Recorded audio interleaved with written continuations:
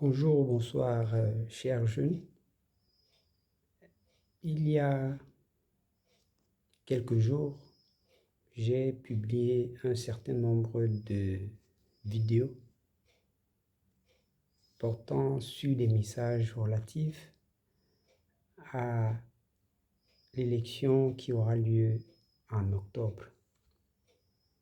Et dans mes propos, j'ai invité les jeunes que vous êtes, notamment ceux que j'appelle de la génération 2025, parce que non seulement c'est une jeunesse qui numériquement est la plus importante quand on doit évoquer la population ou l'ensemble de la population qui devrait pouvoir procéder à l'élection présidentielle, tout comme aux élections locales qui, elles, se dérouleront un peu plus tard. Alors, je reviens une fois de plus sur vous parce que, après avoir fait un certain nombre de calculs à partir des chiffres que j'ai donnés et qui tournent autour de votre âge, je voudrais vous apporter un peu plus d'informations encore sur cette question de nombre de chiffres, sur cette question d'âge. Alors, je vous parlerai d'au moins trois choses, trois situations qui intéressent votre âge. La première situation, c'est que si l'âge électoral est fixé à 20 ans, il ne faut pas oublier que la majorité civile de tout Camerounais est de 21 ans. Et que cet âge est l'âge où un Camerounais peut aspirer à des charges publiques. C'est à ce moment qu'il est considéré comme un homme capable d'assumer des responsabilités personnelles, des responsabilités sociales, des responsabilités publiques. Donc, dans ce sens, il serait éligible à quelque position que ce soit au cours d'une élection. Ça, c'est la toute première chose. La deuxième chose que je voudrais évoquer ici, et que certainement vous ignorez dans l'immense majorité, c'est que c'est à 17 ans, je dis bien à 17 ans, que tout jeune Camerounais peut aspirer à accéder à la fonction publique, c'est-à-dire faire un concours qui lui permette de devenir quelques années plus tard un fonctionnaire.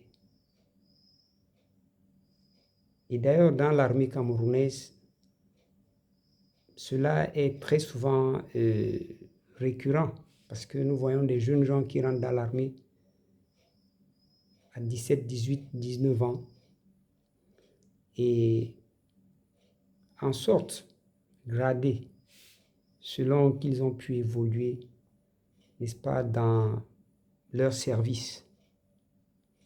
Donc, il faut que vous le sachiez. Les concours sont ouverts aux jeunes à partir de 17 ans.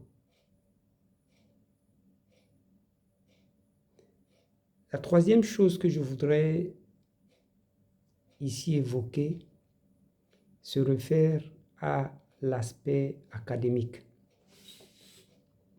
Pour ceux qui vont à l'école, il est très clair qu'aujourd'hui, par une simple observation, lorsqu'on va dans les lycées, les collèges, ainsi de suite, nous constaterons que à 17, 18 ans, la majorité des élèves qui sont en première et en terminale n'ont pas encore atteint l'âge de 20 ans. Ce qui voudrait dire que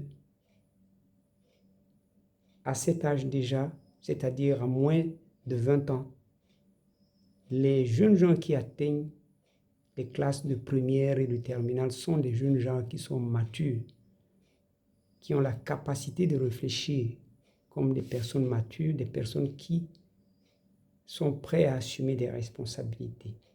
Ce qui voudrait dire que généralement, lorsque nous allons dans nos universités, nous pourrons constater que beaucoup de jeunes étudiants qui entrent en première année licence, ainsi que dans beaucoup d'écoles spécialisées de l'université, c'est-à-dire les écoles professionnelles, la majorité des jeunes, disais-je, est âgée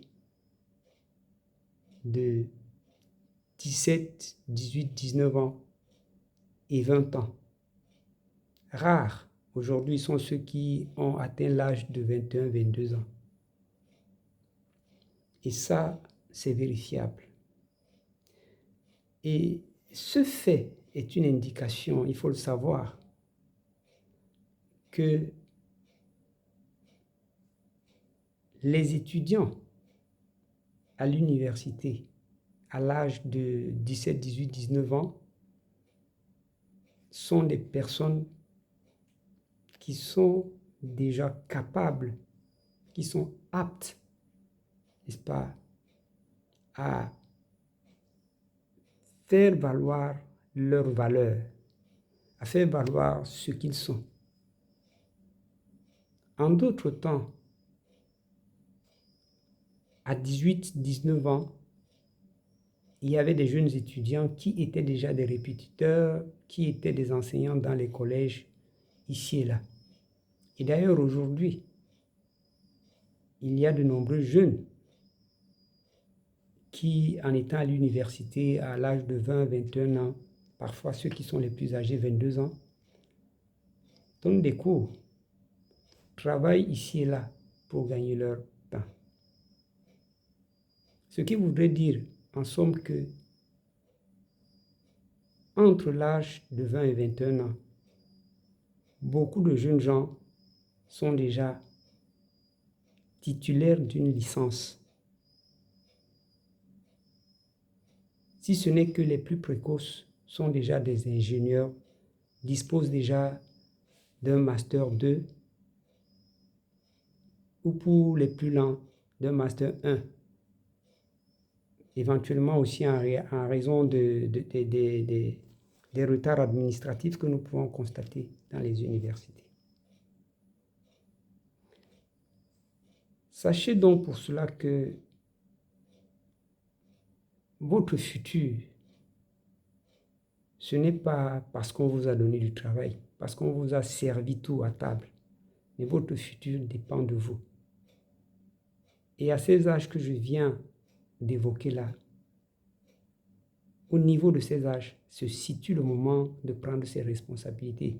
Et c'est pour cela que je vous invite à savoir que la première responsabilité que vous avez à prendre sur le plan politique, aussi longtemps que vous jouissez de vos droits civiques et politiques, c'est de disposer d'une carte électorale. Et la question qu'il faut donc vous poser aujourd'hui, c'est est-ce que j'ai acquis ce droit? Est-ce que je l'exerce? As-tu ta carte électorale? As-tu ta carte électorale? Es-tu inscrit dans une liste? Nous traversons maintenant le moment fatidique, à une année fatidique où il faut, bien évidemment, que des changements soient procédés. Vous qui êtes donc de cette génération 20-25, vous avez le devoir, autant pour moi, de vous inscrire massivement dans les listes électorales. Car je le rappelais encore avant, avoir votre carte électorale est une clé qui vous permettra de vous ouvrir une porte pour l'avenir. Il n'y aura pas de la magie ou du miracle. Vous ne pouvez pas vouloir récolter dans un champ dans lequel vous n'avez pas labouré. Inscrivez-vous donc maintenant, parce que c'est le moment, plus que jamais, où vous devez faire preuve de votre engagement pour préparer un avenir qui vous sera serein, qui conviendra à vos efforts. Je vous invite fermement et je ne cesserai de vous inviter et de vous exhorter à le faire. Inscrivez-vous. Les résultats des prochaines élections dépendront d'abord de votre niveau d'inscription dans les listes électorales. Vous êtes des millions à ne pas le faire et des millions à compromettre ainsi votre propre avenir. Faites donc ce pas, traversez cette ligne qui a été dressée par ceux qui veulent vous décourager et qui veulent vous faire croire que vous êtes des irresponsables. Vous ne l'êtes pas.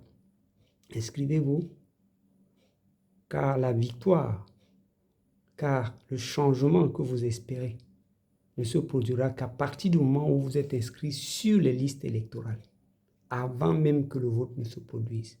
C'est l'étape cruciale. C'est l'étape la plus importante. Inscrivez-vous, inscrivez-vous.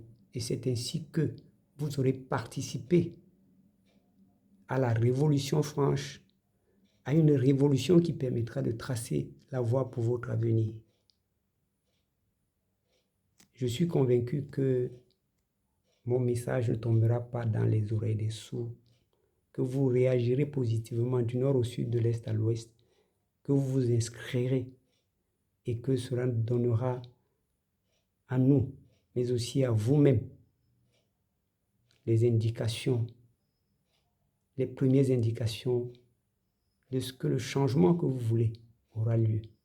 Inscrivez-vous dans les listes électorales, inscrivez-vous, inscrivez-vous. C'est le seul mot d'ordre, c'est le seul geste que vous devez accomplir. Je vous remercie.